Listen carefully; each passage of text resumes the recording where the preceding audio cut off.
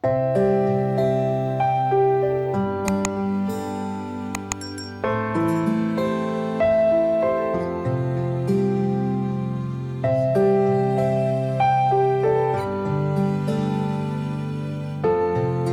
pengakuan. Aku menoleh ke arah datangnya suara. Terlihat Aisyah tersenyum padaku. Dia menemuiku bersama Siti. Aduh, pengantin baru. Kenapa kesini sih? Candaku sambil menyalaminya dan cipika-cipiki dengannya. Aku menunggu dari tadi. Nih, ayo kita berfoto. Dia langsung menarik tanganku ke depan sana. Aku duluan pulang gak apa-apa kan? Nih, tanya Siti yang tadi sudah selesai berfoto dengan Aisyah. Iya, enggak apa-apa. Sahutku memastikan jika aku baik-baik saja.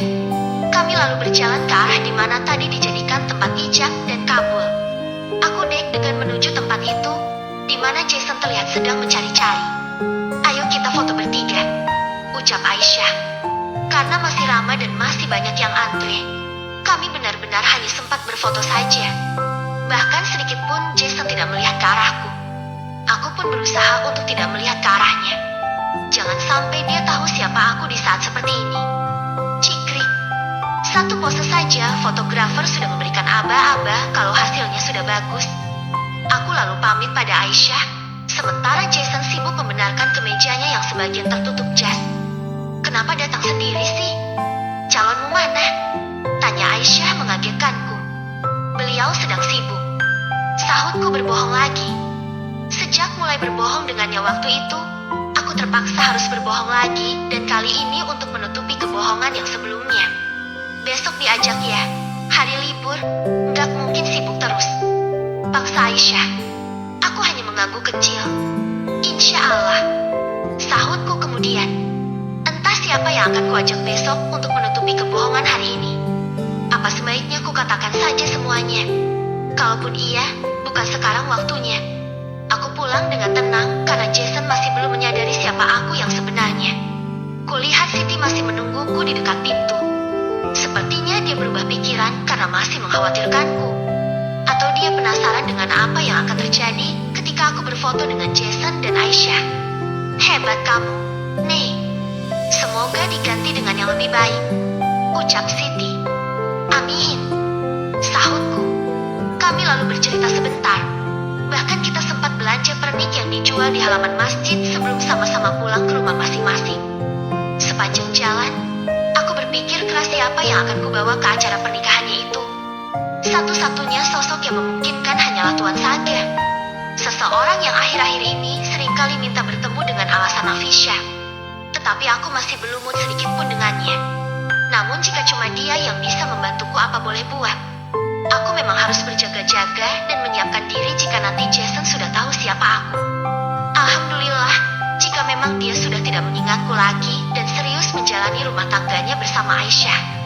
Tetapi, gimana jika ternyata masih ada sedikit perasa yang tertinggal di hatinya untukku? Hal itu akan mengacaukan jika dia tahu aku belum punya calon suami. Namun jika sudah, mungkin kita akan sama-sama bisa menerima keadaan.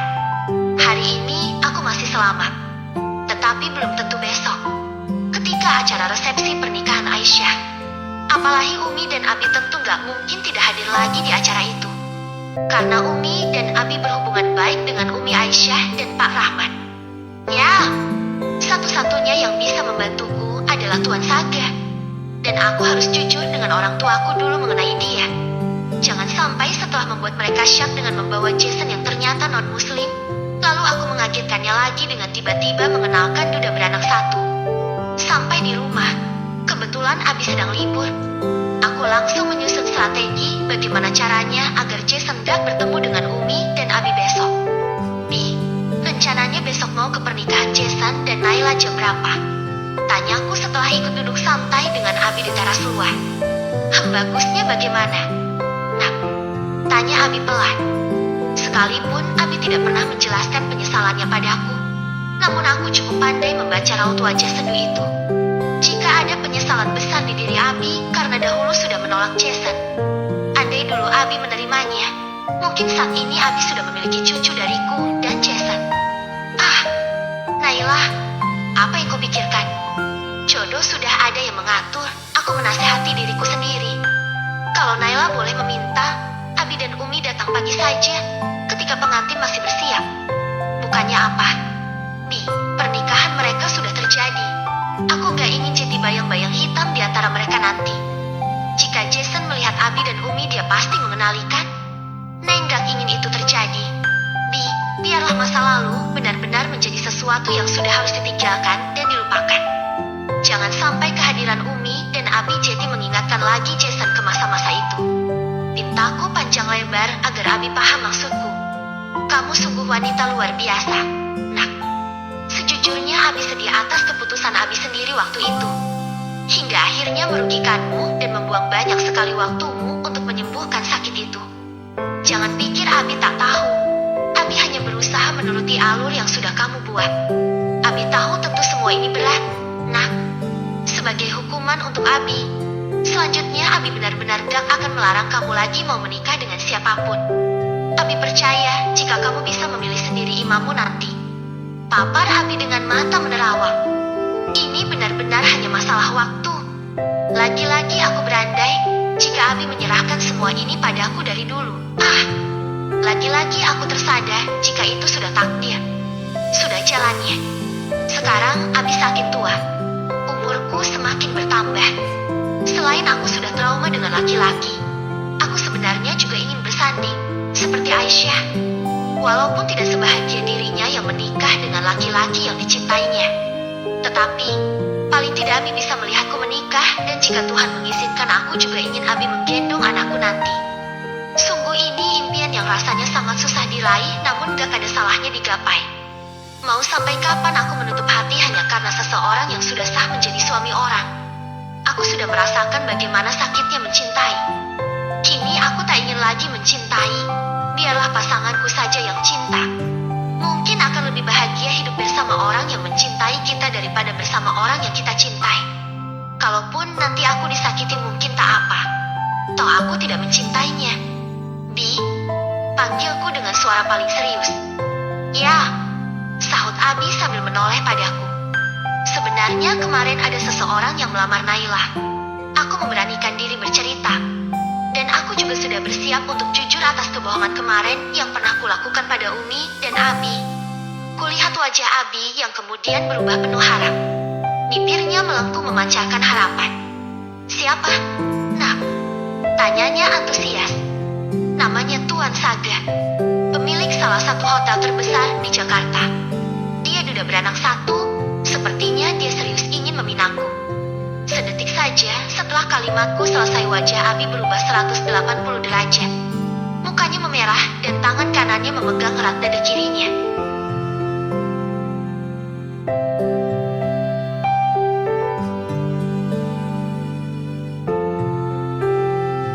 Permintaan Abi. Abi kenapa? Pekiku. Sepertinya Abi sudah tidak bisa berkata-kata lagi. Dua bola matanya yang sayu tidak beralih dari wajahku. Ya Allah, kenapa ini? Tanya Umi begitu panik datang berlari dari dalam. Abi, Mi, ucapku menangis. Umi berlari ke dalam dan terdengar sedang menelepon seseorang. Tolong, ya, segera. Suara Umi samar-samar terdengar keluar.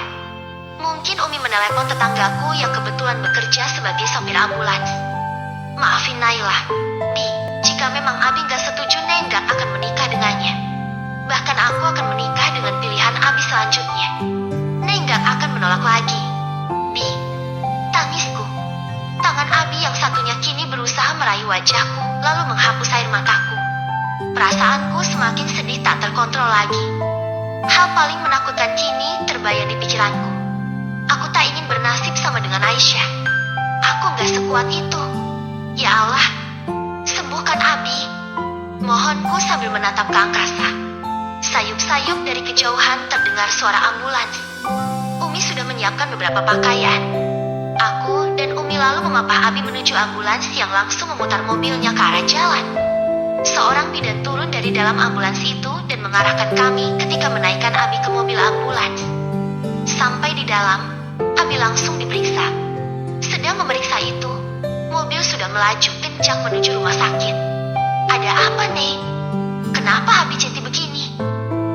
Umi padaku ketika bidan mengukur tekanan darah Abi. Maafin Naila, Mi, ini gara-gara Ne. Tangisku. Tidak, Nak. Lirih Abi. Abi. Teriakku histeris melihat Abi sudah bisa bicara. Kupegang tangannya yang lagi-lagi berusaha meraih pipiku. Bidan mengisyaratkan padaku untuk tetap tenang. Kami semua hening menunggu mobil ini sampai ke tujuan agar Abi bisa dapat penanganan yang lebih lanjut.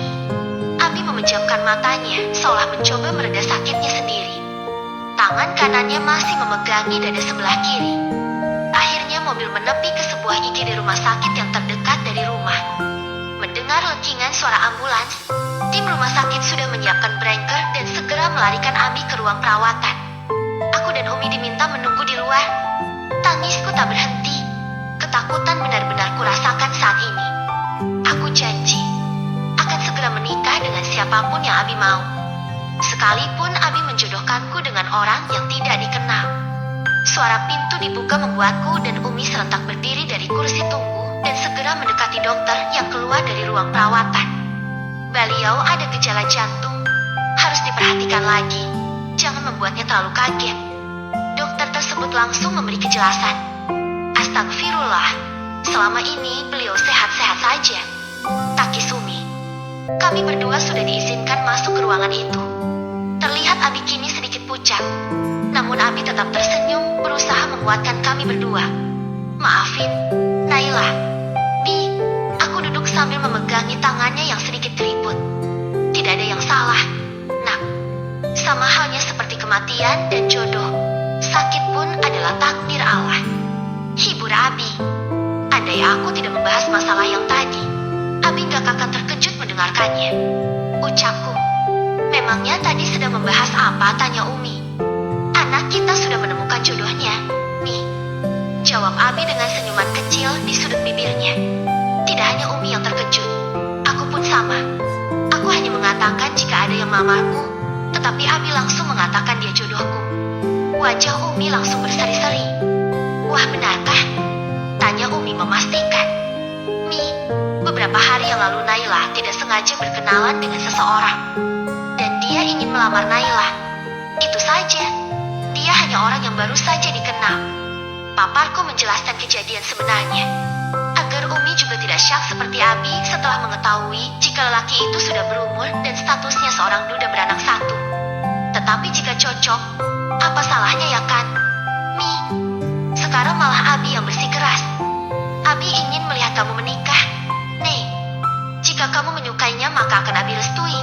Iya kan, Mi? Tanya Abi meyakinkan. Iya, Bi. Sahut Umi.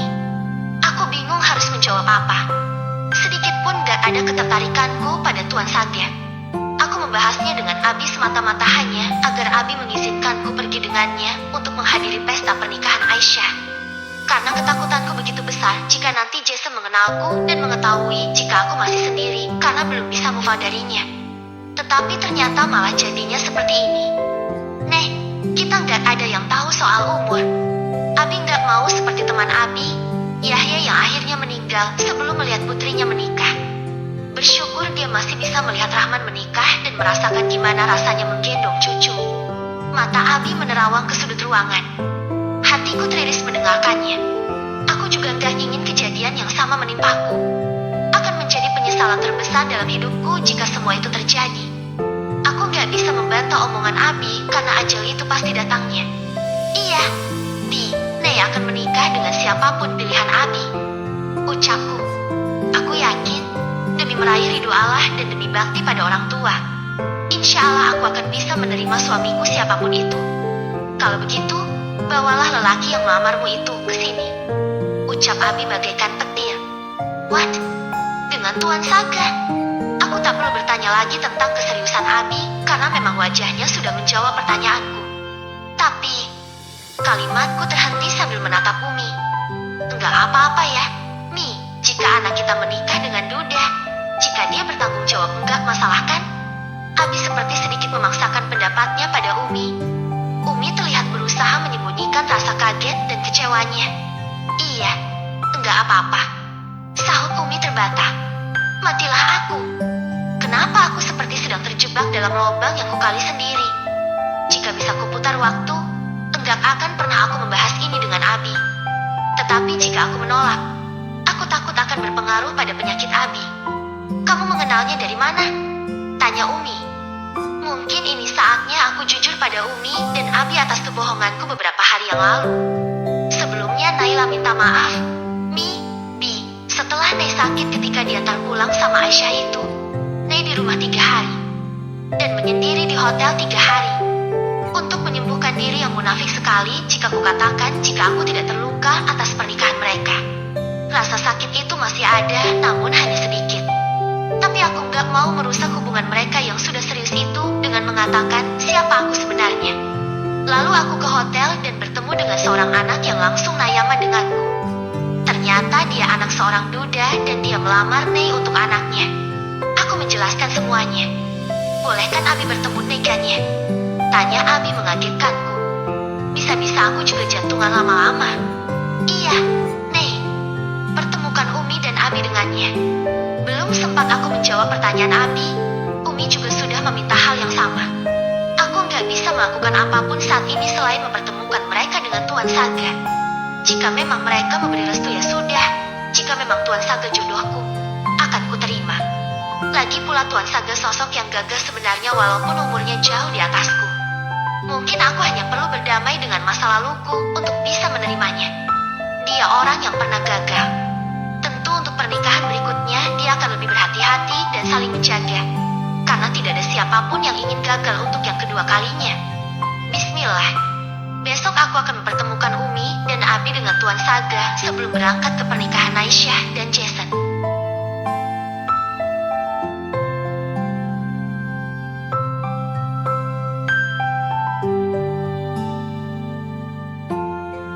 Ternyata Abi mengenalnya. Sebuah pesan singkat dari Tuan Saga masuk ke gawaiku usai melakukan salat Isya. Tante, Nafisya pengen dengar suara Tante. Begitu bunyi pesan yang dikirimkannya. Siapa lagi itu jika bukan Tuan Saga itu sendiri? Nafisya yang masih berumur 4 tahun. Kurasa belum mungkin bisa mengetik tulisan itu. Iya, Nafisya. Semoga kita bisa ketemu lagi. Ya, balasku dengan tidak ingin memperlihatkan suzonku. Serius? Balasnya lagi. Sekarang sudah terlihat jelas jika ini adalah Tuan Saga yang membalasnya. Ya, hanya untuk Nafisya.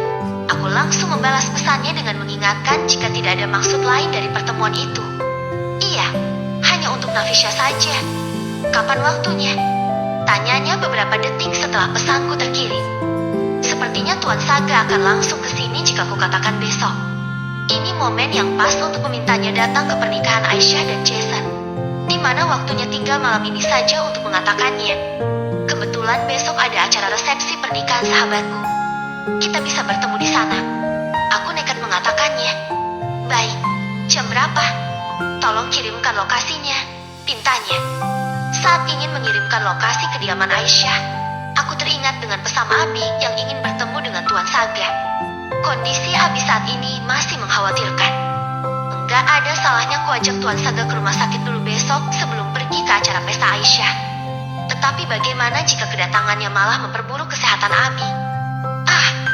Aku benar-benar dilema dan aku benar-benar tidak ada pendirian. Pelin-pelan. Suara panggilan telepon memecahkan pikiranku. Dia dulu juga pernah menelepon tetapi tidak pernah kuangkat. Sekarang Umi dan Abi masih di rumah sakit. Biasanya aku nggak ingin ketahuan menelepon oleh mereka. Makanya tidak pernah kuangkat. Sekarang kondisinya sudah berbeda. Abi dan Umi sudah mengetahui sedikit tentangnya dan tidak ada yang perlu kutakutkan lagi. Assalamualaikum. Aku mengangkat teleponnya. Waalaikumsalam, Tante. Ternyata Nafisya yang bicara. Nafisya, gimana kabarnya? Tanyaku ramah. Baik, Tante. Tante gimana? Beneran besok kita mau pergi pesta? Tanyanya. Insya Allah. Ya, sahutku. Tiba-tiba aku juga merindukan gadis Malang itu. Nona, Jeti, mana alamatnya? Suaranya Nafisya kini digantikan suara Tuan Saga. Begini, Tuan. Jika berkenan, bolehkah aku minta bantuanmu? Tanyaku ragu. Tentu, saja, sahutnya yakin. Jadi, abiku saat ini sedang dirawat di rumah sakit karena serangan jantung. Sahabatku yang menikah itu, suaminya adalah seseorang yang dulu ingin menikah denganku. Aku pun ingin menikah dengannya. Namun kami terhalang restu orang tua. Agar Abi tidak terbebani dengan kenyataan itu semua, aku mengatakan padanya jika aku sudah punya calon suami juga. Semata-mata kulakukan itu agar Abi dan Umi tidak mengkhawatirkan perasaanku. Namun aku tidak tahu minta bantuan pada siapa untuk meyakinkan mereka soal itu. Secara aku gak begitu banyak mengenal laki-laki, bahkan mungkin bisa dikatakan hanya hitungan jari. Dan yang lainnya tidak ada yang memungkinkan untuk ku minta bantuannya, kecuali dirimu. Akhirnya kalimat itu terlontar juga dari bibirku. Setidaknya agar Tuan Saga mengerti bahwa kedekatanku dengannya hanyalah untuk Abi semata. Oke, hanya itu rupanya, sahutnya. Sepertinya dia benar-benar tidak keberatan dengan permintaanku. Sekarang barulah aku yakin untuk memberikan alamat rumah sakit itu padanya. Kubatalkan seketika untuk bertemu dengannya di rumah Aisyah. Karena kini kuputuskan untuk bertemu dengan Tuan Saga di rumah sakit saja. Setelah mengirim alamat rumah sakit itu, kuakhiri obrolan dengannya karena aku memang tidak ingin melewati batasan obrolan antara aku dengan lelaki yang bukan mahramku.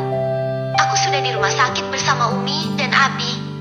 Sesuai rencanaku, aku akan mempertemukan Abi dan Umi dulu dengan Tuan Saga.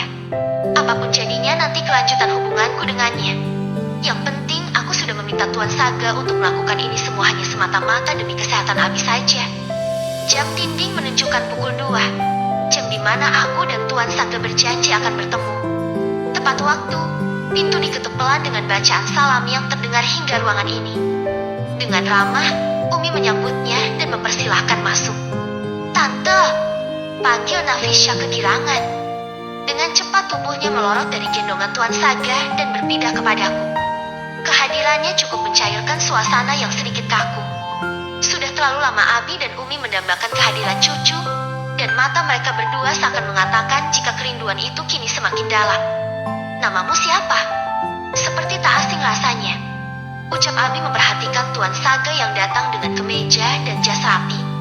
Sang Saga Purnawan, Pak. Sahut Tuan Saga. Abi tersentak bangun dari baringannya dan menatap Tuan Saga lebih dekat. Masya Allah, ternyata benar, ucap Abi. Umi pun seperti tak percaya. Aku menatap Umi dan Abi secara bergantian dengan mengerutkan dahi keheranan. Abi mengenal Tuan Saga? Tanyaku heran.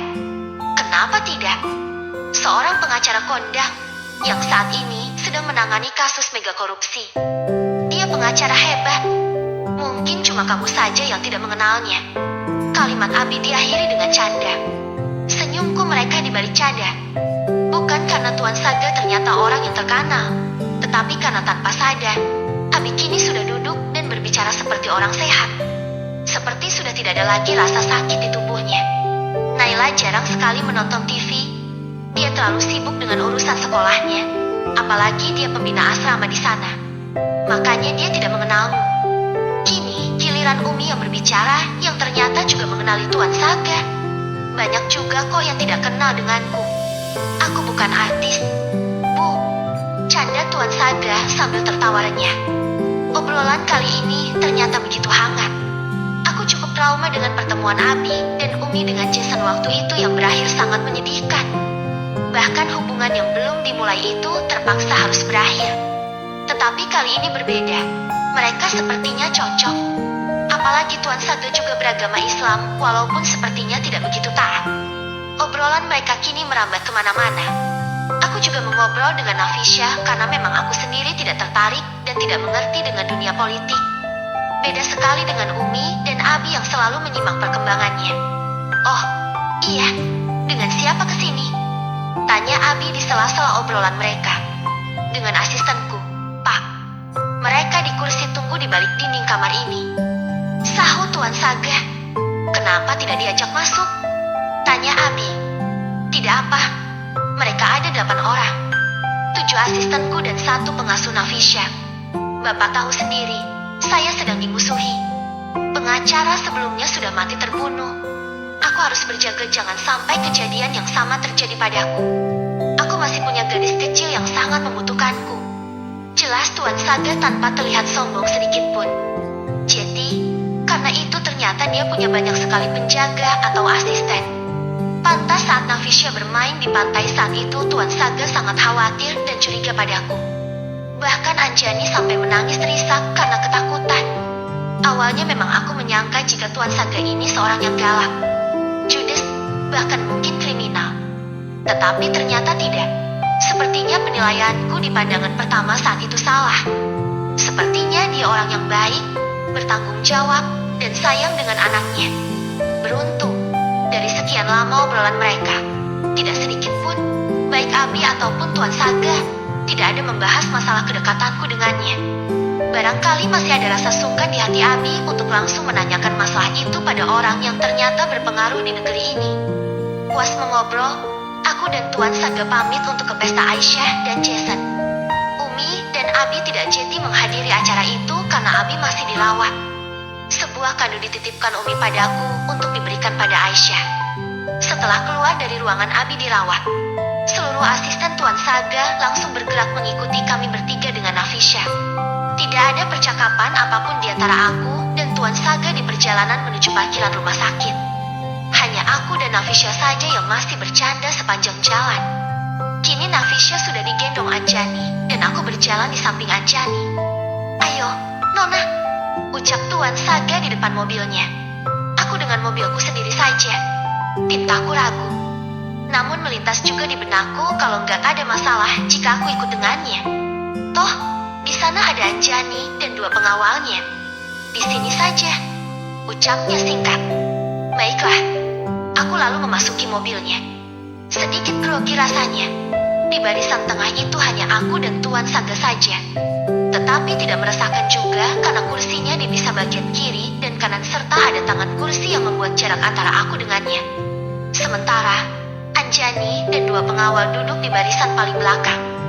Sedangkan asistennya yang lain membuntuti kami dengan mobil lain. Jarak rumah sakit dengan rumah Aisyah tidak begitu jauh. Sebentar lagi aku akan sampai di sana dan bertemu dengan Aisyah, dan tidak menutup kemungkinan juga akan bertemu dengan Jason. Kemarin aku masih beruntung karena Jason sibuk membenarkan sepatunya ketika aku dan Aisyah mengobrol. Tetapi belum tentu keberuntungan yang sama akan datang untuk kedua kalinya. Semoga pertemuanku dengan Jason kali ini tidak membuat masalah baru dalam keluarga kecilnya yang baru berumur sehari itu.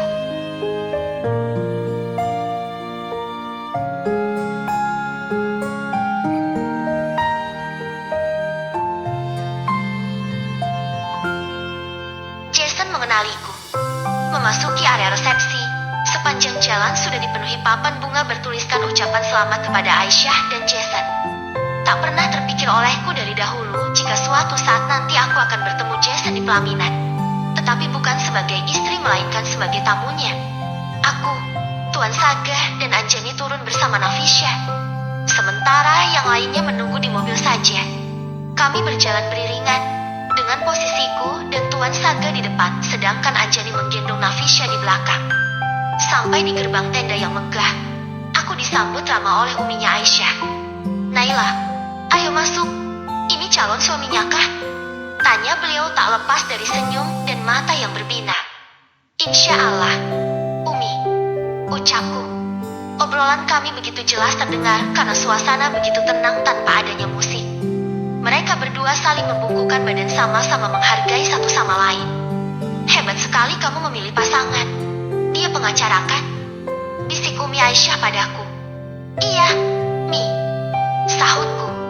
Ternyata Umi Aisyah pun mengenalnya. Kami lalu berjalan ke deretan prasmanan dan mengambil makanan di sana. Aku, Tuan Saga, Anjani serta Nafisha duduk di satu meja. Setelah duduk, mataku langsung tertuju ke arah mempelai yang terlihat bahagia di atas pelaminan sana. Aku tertunduk. Aku memang sudah sangat mengikhlaskan. Namun jika berhadapan dengan mereka seperti ini, sedihku kembali lagi. Aku yang pernah bermimpi berdiri di atas sana dengannya. Namun Aisyah sahabat terbaikku yang mendapatkannya. Betapa bahagianya mereka, sebahagia mimpi-mimpiku yang pernah teruntai bersamanya. Kembali berputar di benakku saat pertama kali bertemu dengannya di kafe itu. Ketika dia menemukan novelku lalu meminta media sosialku. Aku sudah pernah belajar melupakannya saat itu. Ketika jika aku meragukan agamanya yang tidak tertera dengan jelas di media sosialnya. Apalagi setelah kakaknya nekat menghubungiku dan bicara keras denganku. Namun Jason bertahan untuk tetap menikah denganku. Abilah yang akhirnya membuatnya meninggalkanku dan sekarang menikah dengan sahabatku. Aku tak pernah menyalahkan Abi atas semua kejadian ini. Kuanggap semuanya memang sudah takdirnya. Berbulan-bulan aku membangun benteng sekuat ini untuk dapat merelakannya pergi. Namun saat ini memang aku menyadari bahwa ternyata aku serapuh ini. Sudah, Nona, ikhlaskan, ucap Tuan Saga yang ternyata mengetahui perasaanku. Aku menghapus air mata yang mengalir sedetik setelah Tuan Saga mengatakan itu. Ini semua memang berat, tetapi belum seberat yang dilalui Tuan Saga yang ditinggalkan istrinya, di mana mereka sudah serumah selama bertahun-tahun. Maaf, aku memang tidak sekuat Anda, Tuan. Ucapku merendah, menyadari tidak ada alasan apapun lagi yang bisa kugunakan untuk menyangkal perkataannya. Oh iya, di mana Nafisha? Tanyaku setelah tersadar dari lamunan. Dia dibawa Anjani untuk jalan-jalan. Dia suka sekali pesta, bukan karena makanannya, tapi karena keramaian ini. Kehidupannya terlalu sepi sehingga ketika masuk ke keramaian dia begitu senang. Papar Tuan Saga dengan senyumnya. Sesekali, kuperhatikan lagi Jason di atas sana yang begitu gagah menyalami para tamu undangan dan berfoto bersama mereka. Dia yang dulu tidak sujud pada Tuhanku kini sudah menjadi seorang ustaz karena keseriusannya mendalami agamaku. Aku pernah di posisimu ini dengan luka yang lebih dalam. Tuan Saga bercerita tanpa diminta. Nafisha tak pernah tahu jika sebenarnya ibunya sudah menikah lagi. Dan aku datang di acara pernikahannya, memastikan pada diriku bahwa mimpiku untuk bisa kembali dengannya telah usai. Dia kini sudah bahagia dengan keluarga barunya, seperti remaja yang menjalani pernikahan pertama, karena dia tidak mau membawa Nafisha. Walaupun di samping itu, aku pun tak mau berpisah dengan putriku, satu-satunya kenangan yang masih tersisa bersama ibunya. Kado terindah yang pernah diberikannya untukku. Kenang Tuan Saga. Sekarang gantian, Tuan Saga yang bermenung dengan mata berkaca ke arah pelaminan sana. Aku paham, tentu ini lebih berat. Tuan, aku belajar banyak hal setelah bertemu denganmu waktu itu. Namun hari ini aku memang begitu rapuh. Aku mengakuinya. Tidak apa, itu manusiawi. Lelaki sepertiku saja menangisi kepergian istriku berhari-hari. Namun kesedihan itu hilang ketika dia memutuskan untuk menikah dengan yang lain. Parahnya lagi, seharusnya aku juga bisa menghilangkan sedihku. Tetapi untuk kali ini saja, aku menyerah. Semoga esok aku bisa kembali menjalani hari seperti sebelum-sebelumnya. Dan jika aku tak sanggup, mungkin keluar dari sekolah itu adalah satu-satunya cara agar bisa benar-benar melupakannya, karena tentu aku gak akan pernah bertemu lagi dengannya. Setelah mantan istri menikah, apakah Tuan pernah bertemu dengannya lagi? Tanyaku penasaran. Tidak, mungkin hal itu juga yang membuatku bisa melupakannya. Sama sepertimu, jika aku bertemu lagi dengannya mungkin perasaan itu akan kembali ada. Jelasnya, lelaki itu adalah kepala sekolahku, dan aku masih akan bertemu dengannya setiap hari. Hingga saat ini dia tidak mengetahui jika salah satu bawahannya adalah seseorang yang pernah ada di masa lalunya. Entah seperti apa nanti jadinya jika dia sudah mengetahui itu semua. Lama-lambat identitasku pasti terbongkar. Aku mulai nyaman cerita dengan Tuan Saga. Kok bisa? Kepala sekolah tidak tahu identitas gurunya? Tanya Tuan Saga. Jason kepala sekolah baru di sekolahku, yang kini ternyata dia mengganti namanya dengan Yusuf. Dulu dia non-muslim. Itulah alasan kami berpisah, karena Abi tidak merestui hubungan ini. Namun belakangan ini Abi bercerita jika sebenarnya Abi memberi waktu pada Jason untuk masuk Islam dan mempelajarinya selama 6 bulan. Tetapi dia tak pernah datang lagi setelah itu.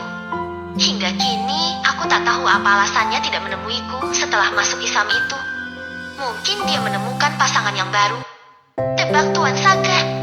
Kurasa tidak semudah itu. Tetapi mungkin saja. Entahlah. Ucapku sambil menghela napas panjang. Nafisha dan Anjani tiba-tiba sudah ada di meja ini lagi. Kamu dari mana? Tanyaku pada Nafisha. Dari sana. Tante, tunjuk ya ke arah arena yang disediakan untuk berfoto. Nafisha suka di sini? Tanyaku lagi sambil sedikit membungkukkan tubuh agar tinggiku sejajar dengan duduknya.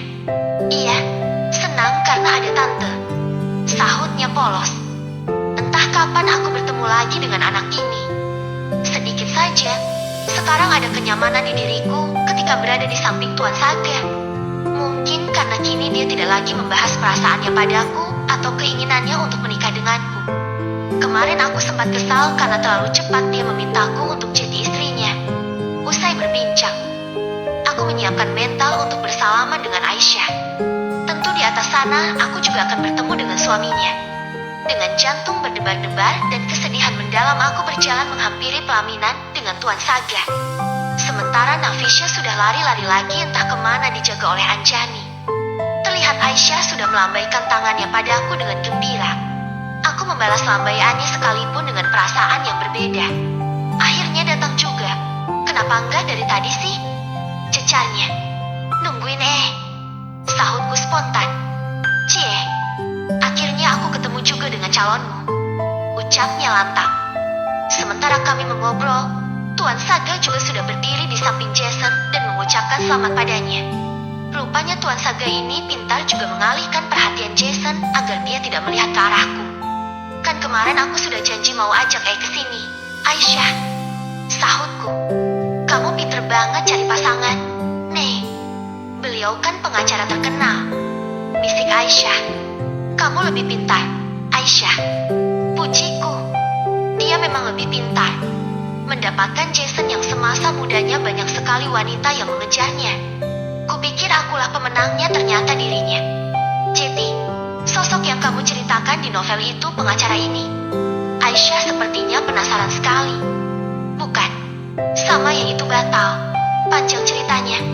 Jawabku agar obrolan segera berakhir karena sudah banyak yang antri untuk berfoto juga dengan mereka. Kami lalu berfoto berempat. Sepertinya sengaja Umi Aisyah hendak duduk di pelaminan ini menemani anaknya seperti resepsi pada umumnya. Mengingat keluarga Jason yang tentu gak mungkin hadir di sini, bahkan bisa jadi tidak merestui pernikahan ini. Usai berfoto, aku menautkan kedua telapak tanganku di depan dada dan sedikit membungkukkan tubuh ke hadapan Jason. Selamat, iya, ucapku. Raut wajahnya berubah mendengar suaraku. Apakah dia masih ingat dengan suara yang sering memanggilnya ini? Cepat-cepat aku pamit pada Aisyah dan mengajak Tuan Saga untuk segera meninggalkan tempat itu. Terima kasih ya, Nek, ucap Aisyah ketika aku hendak membalikan tubuh. Sama-sama, Aisyah, sahutku tertunduk sambil membalikan tubuh untuk segera pergi. Nailah, panggil Jason keras. Seketika, keringat dinginku bercucuran.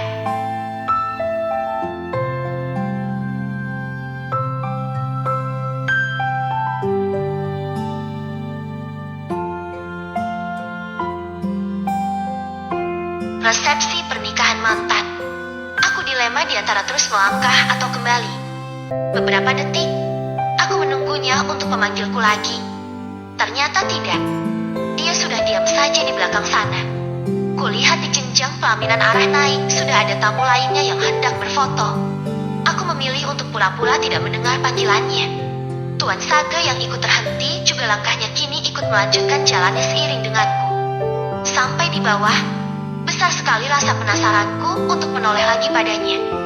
Dua pikiranku saling berdebat untuk menoleh dan menahan diri untuk melakukan itu.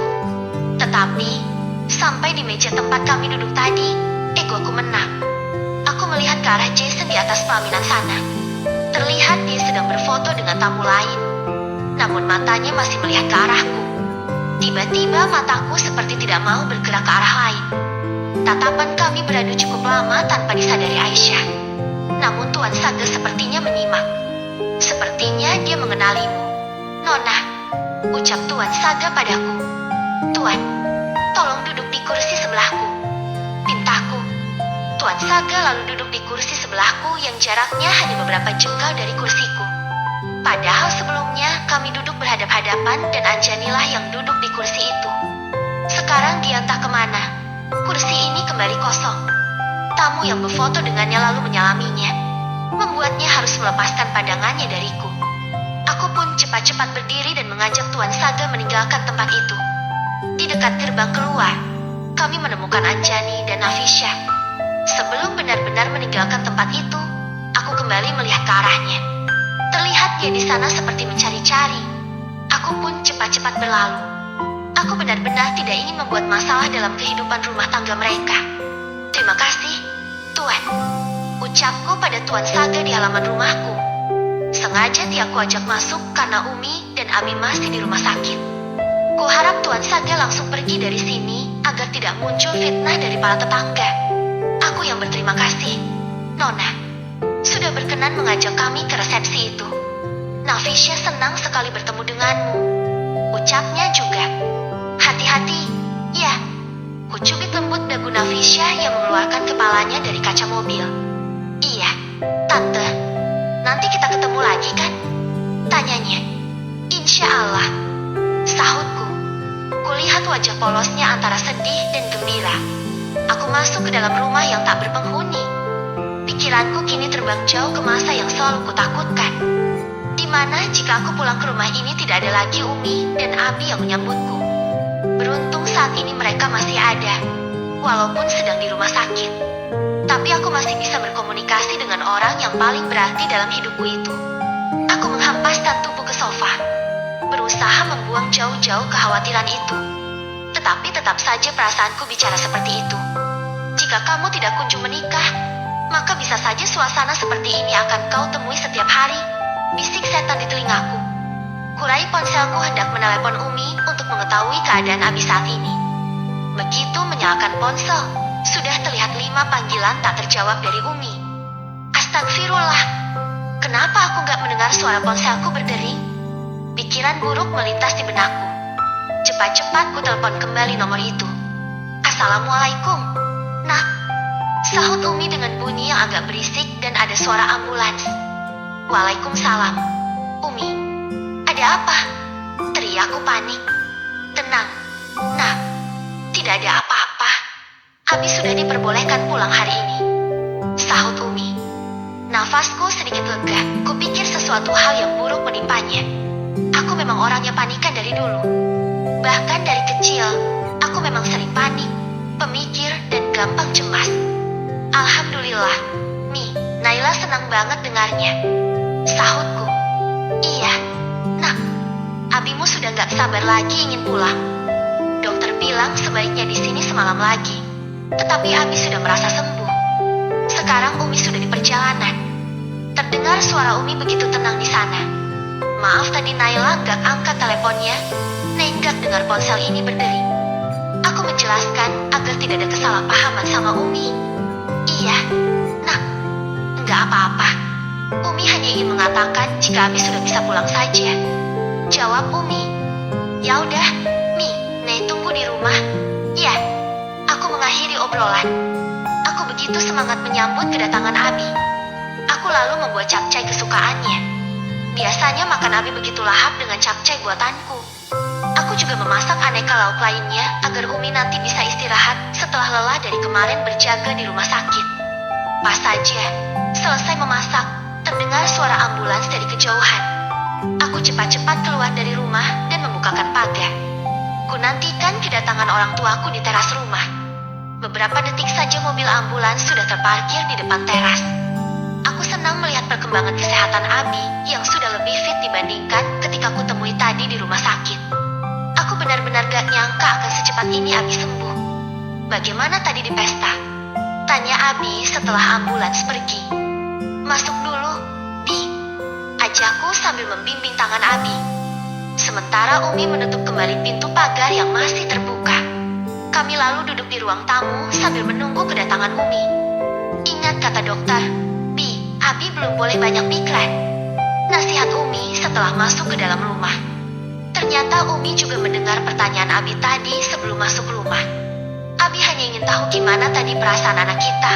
Mi, karena jujur saja Abi merasa bersalah dengan Naila karena dulu sempat menolak Jason jadi menantu.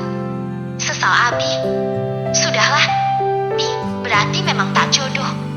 Nei justru sedih kalau Abi masih memikirkan itu, sementara Nei sendiri sudah tidak memikirkannya lagi. Aku terpaksa berbohong demi kesehatan Abi sekalipun sebenarnya hatiku kini terluka parah dalam belajar menerima semuanya. Oh, iya, bagaimana dengan Saga? Apakah kamu benar-benar serius dengannya? Tanya Abi lagi. Kejadian Abi sakit jantung kemarin langsung berputar lagi di kepalaku.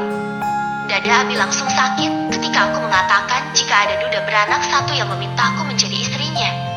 Bisa jadi sebenarnya Abi tidak menginginkan itu, tetapi pasrah karena dihukum masa lalunya yang pernah menolak Jason.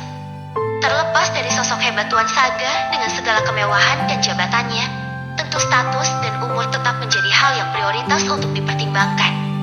Bi, kemarin sudah Naila katakan. Aku dengannya bertemu hanya 2 hari ketika itu dan dia langsung memintaku menjadi istrinya.